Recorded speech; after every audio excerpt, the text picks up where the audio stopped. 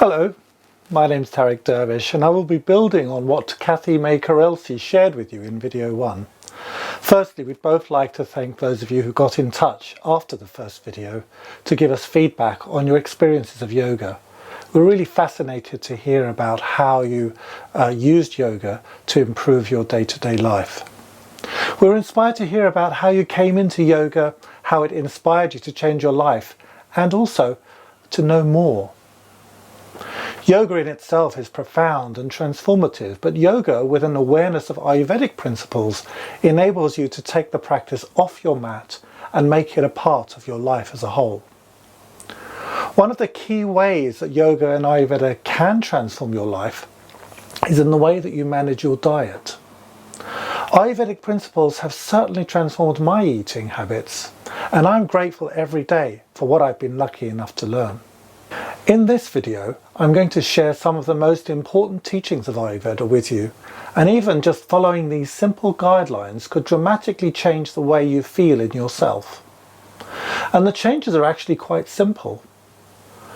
You won't have to buy any fancy herbs or gadgets. Just make a few small changes to your eating habits and enjoy the changes.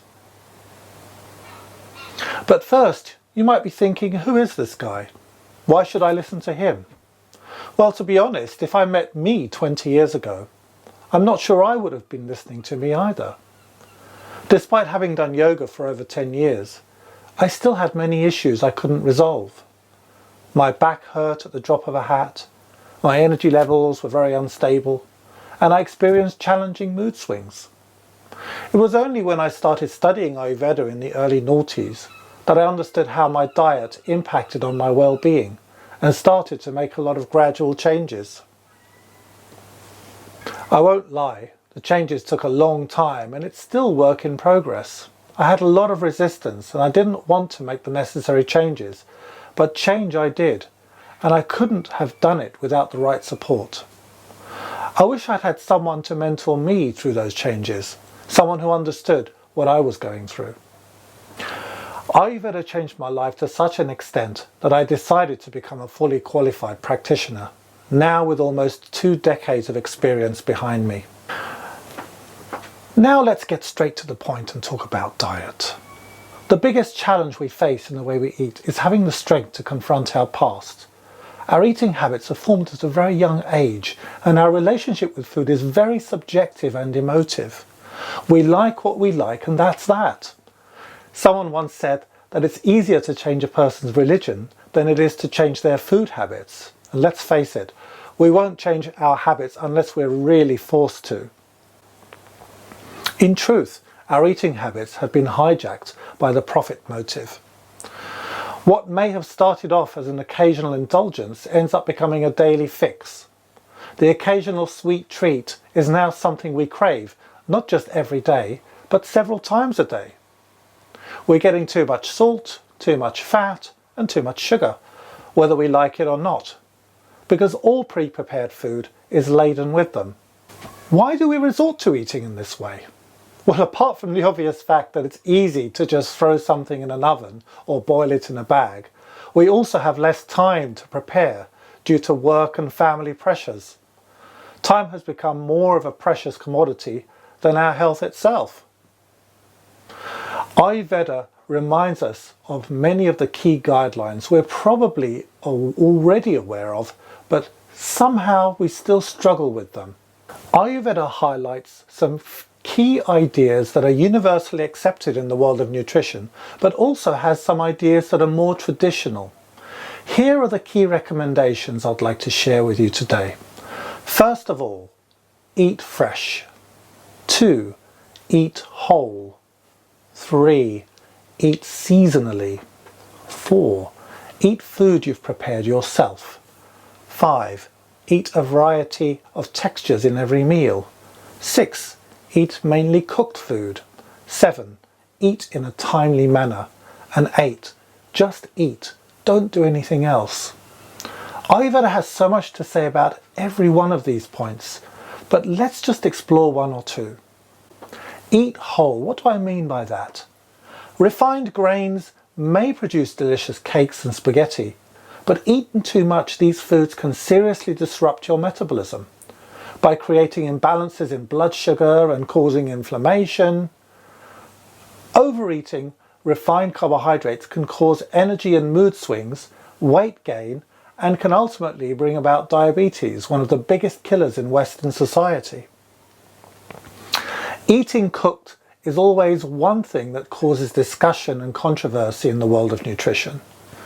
One argument against eating cooked is that raw food is richer in nutrients and cooking destroys nutrients. But this is only partly true. There are cooking methods that retain nutrients too, like steaming and roasting and grilling. But Ayurveda's key concern is not this. Ayurveda is more interested in the bioavailability of food. This means how well can we digest our food. There's no point in eating highly nutritious food if our digestive power is weak. Ayurveda has many techniques for making food more bioavailable. The key method is actually to use spices like ginger, black pepper, cardamom, and commonly known turmeric, and many others to help the body digest the food. Herbs are a powerful antioxidant and have a multitude of functions besides, so they form one of the key pillars of the Ayurvedic protocol. Learning how to use just a small number of key herbs can transform your meals. Now, take a piece of paper and list 5 of your favourite foods, then use the list above to assess each food.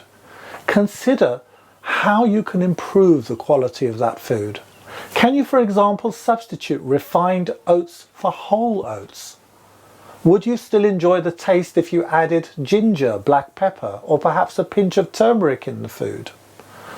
Cinnamon in porridge is delicious. How about cardamom pods in your tea, or a teaspoon of turmeric in your rice?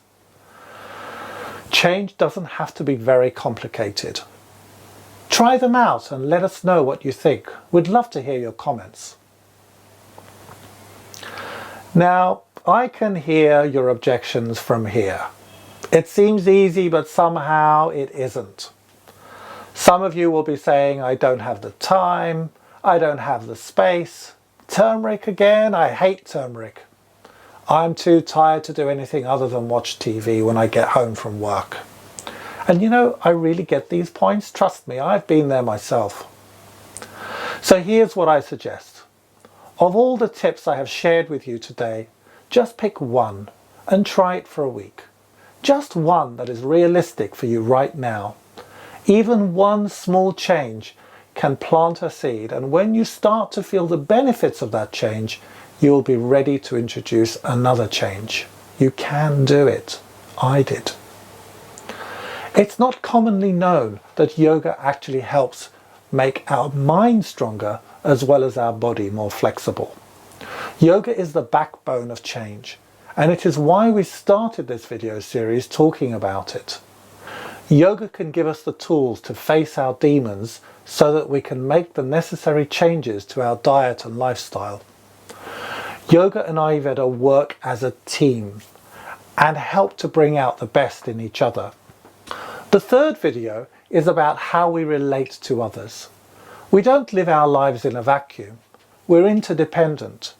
We connect with others in almost every aspect of our lives. So how we manage relationships is essential to our well-being. Dr. Kathy Maker-Elsey will be sharing some of the key points on how to have a positive impact on your community and your environment in the next video. She will be talking about how the teachings of yoga and Ayurveda together are ultimately about building better societies rather than individuals. We'd love to know what foods you struggle with. You know, mine is actually halloumi cheese. I was brought up with it, so it's always been a staple food for me.